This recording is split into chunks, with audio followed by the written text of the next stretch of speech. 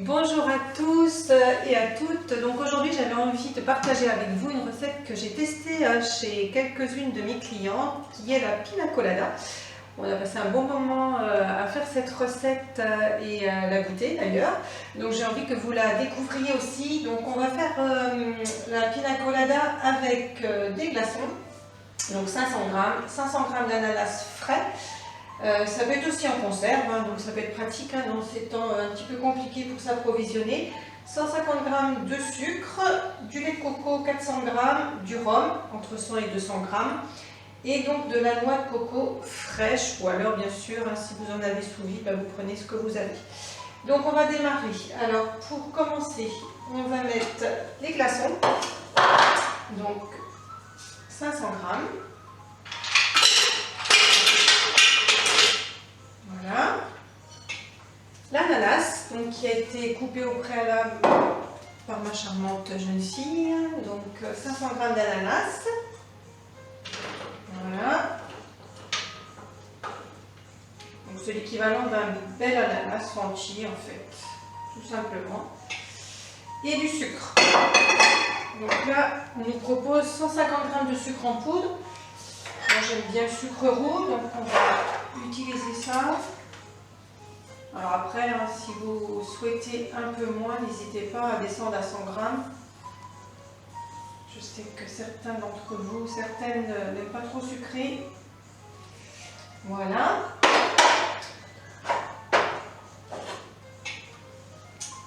Je verrouille avec mon gobelet. Et donc là, je vais tourner progressivement le sélecteur jusqu'à 5, puis jusqu'à 10, comme vous savez faire, pendant 2 minutes. C'est un petit peu long, vous pouvez diminuer à 1 minute 30, mais ça vaut le coup. C'est parti. Voilà, les 2 minutes sont passées, donc il y a déjà un bel aspect quand on regarde dans le bol. Je ne sais pas si on voit là. Voilà.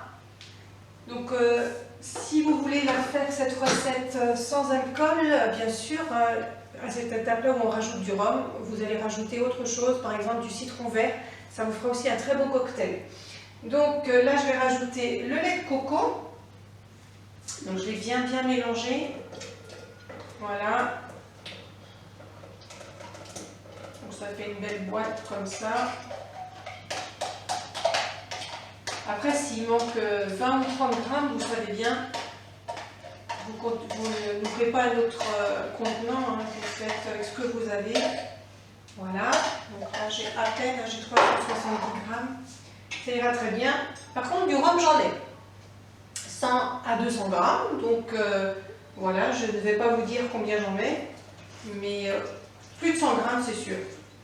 Voilà, non, je vais mettre 150, allez, je vais couper la poire en deux. Voilà, je verrouille. Et là, on a 5 secondes vitesse 3 pour faire le mélange.